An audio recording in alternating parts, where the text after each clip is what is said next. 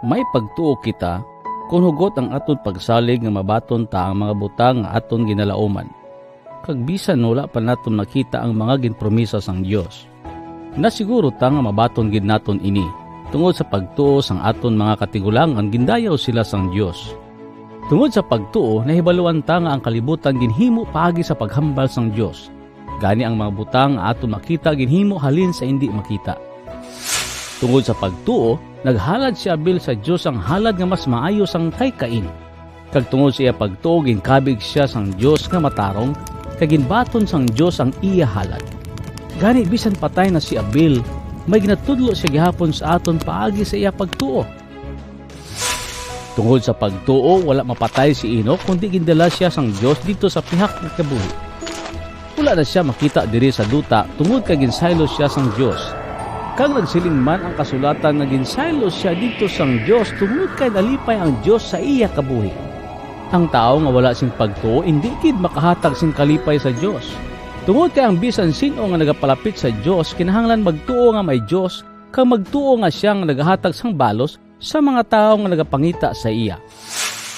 Tungod sa pagtuo, ginpanti ni Noe ang paandam sang Dios parte sa mga magakalatabo bisan wala pa niya ini makita.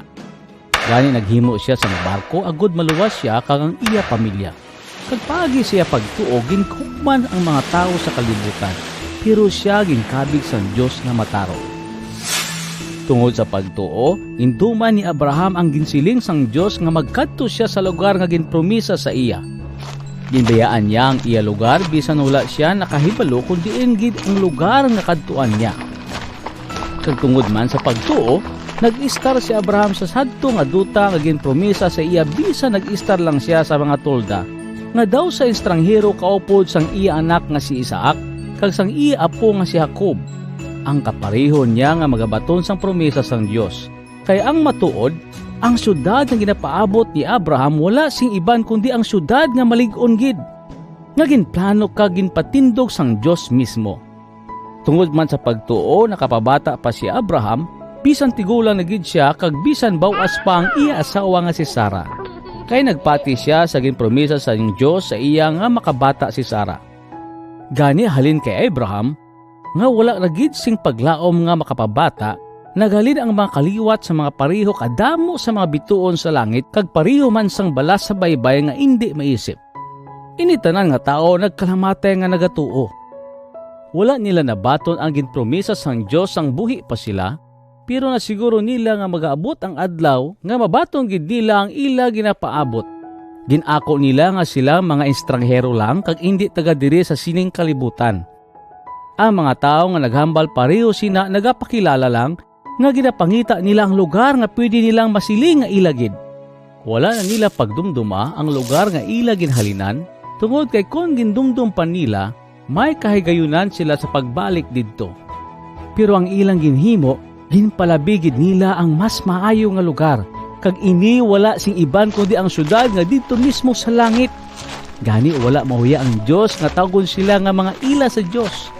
Kay ginpreparahan niya sila sang isa ka syudad. Tungod sa pagtuo ihalad kung tani ni Abraham ang iyang anak nga si Isaac sang gintilawan siya sang Dios. Handa si Abraham nga ihalad ang iyang bugtong anak bisan nagpromisa ang Dios sa iya nga sa kay Isaac magahalin ang imong mga kaliwat nga akong ginpromisa. Kay nagapati siya nga kung mapatay gid man si Isaac banhawon man siya sang Dios. Gani daw sa nabanhaw si Isaac halin sa kamatayon kag nakabalik kay Abraham. Tungod sa pagtuo ginbendisyonan ni Isaac ang iyang mga anak nga si Jacob kag si Esau nga mangin maayo ang ila palaabuton. Tungod sa pagtuo sa mapatay na si Jacob, ginbendisyonan niya ang iyang mga apo nga mga anak ni Jose kag nagsimba sa Dios samtang nagapanukod sa iya baston. Tungod sa pagtuo nagsiling si Jose sang madali na lang siya mapatay nga ang mga Israelihinon magahalin sa Ehipto. Kag nagbilin siya nga dalon nila ang iya mga tulan kung maglakat na sila. Tungod sa pagtuo ang mga ginikanin ni Moises wala mahadlok nga maglapas sa sugo sang hari. Tungod kay sang pagkakita nila nga gwapo ang ila anak gintago nila ini sa sulod sang 3 ka bulan. Kag tungod sa pagtuo wala nagsugot si Moises sang may edad na siya nga tawgon pa siyang anak sang prinsesa nga anak sang hari sang Ehipto. Ginpalabi pa niyang pag-antos upod sa mga katawan sa Dios sang magpangalipay sa sala sa palipot lang nga tion. Gingkabig niya nga mas madamo nga pagpakamaayo ang iya mabaton kung mag-antos siya sa mga kahuyanan para kay Kristo kaysa maangkon niya ang tanan nga manggad sa Ehipto, kay nagapaabot siya nga may balos siya nga mabaton. Kay tungod sa pagtuo naghalin si Moises sa Ehipto nga wala nahadlok nga maakig ang hari sa iya. Bisan mabudlay ang iya ginaagihan, giantos niya ini kag wala gid siya nagbalik tungod kay daw nakita niya ang hindi makita nga Dios. Tungod sa iyang pagtuo, ginopisahan niya ang pagsilibrar sang ginatawag nga pista sang paglabay sang anghel.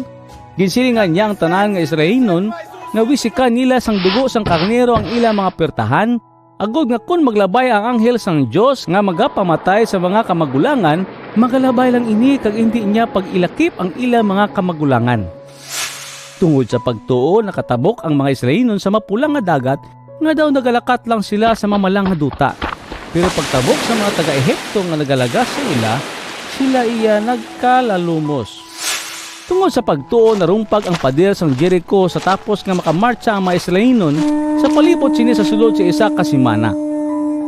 Tungod sa pagtuo, si Rahab nga nagbaligya sang iya lawas wala mapatay kaupod sa mga taga-Jericho nga wala nagtuman sa Dios. Kaginbaton niya sa iya balay ang mga espiya nga ginsugo ni Josue. Hasta na lang diri ang akon isugid sa inyo parte sa mga tao nga nagatuo sa Dios. Tungod kay kulangon kita sa tiempo kung isugid ko pa sa inyo ang parte sa ila ni Gideon, Barak, Samson, Jephthah, David, Samuel kag sa mga propeta sang una. Tungod sa ila pagtuogin pamirdi nila ang mga gingharian. Nagdumala sila sing matarong kag nabaton nila ang ginpromisa sang Dios sa ila. Tungod sa ilang pagtuo, wala sila paktukba sa mga leon. Wala sila napaso sa nagadabadaba nga kalayo, kag nalikawan nila ang kamatayon sa espada. Ang iban sa ila perti kaluya, pero ginpabastog sila sang Dios. Naginisog sila sa inaway, kag napiyadi nila ang mga soldado sang iban nga banwa. May mga babae man nga tungod silang pagtuo sa Dios ang ilang mga anak nga napatay na buhi liwat.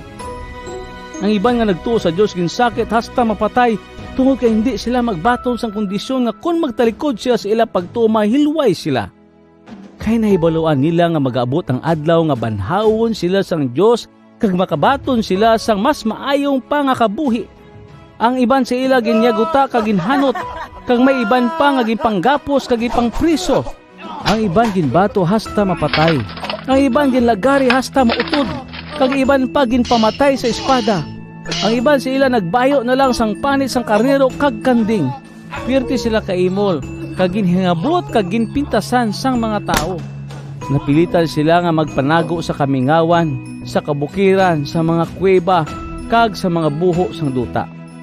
Pero sa matuod lang, ang mga malain nga mga tao diri sa kalibutan hindi bagay nga mag-upod sa ila. Sila nga tanan gindayaw tungod sa ila pagtuo.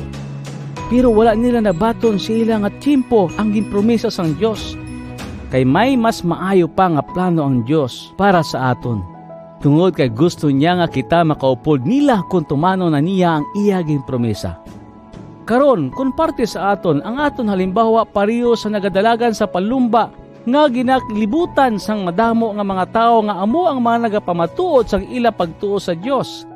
Gani bayaan ta ang mga sala nga nagahawid sa aton. Ang tanan nga butang nagabalabag sa aton pagdalagan. Padayon tagid ang aton pagdalagan hasta sa katapusan. Isentro ta ang aton panulok kay Hesus nga amo ang ginasandigan sang aton pagtuo halin sa ginsuguran hasta sa katapusan. Giantos niya ang paglansang sa cross, kaginbaliwala niya ang ini nga kahuyanan. Tungod kay ginuna-una niya ang kalipay nga nagahulat para sa iya. Kag sa karon, didto na siya nagapungko sa tuo sang trono sang Dios. Agod hindi magluya kag hindi madula ang inyong pagtuo. Una-unaon ninyo pirmi kung daw ano ang mga pag-antos ni Hesus sa mga makasasala nga mga tao nga nagkontra sa iya.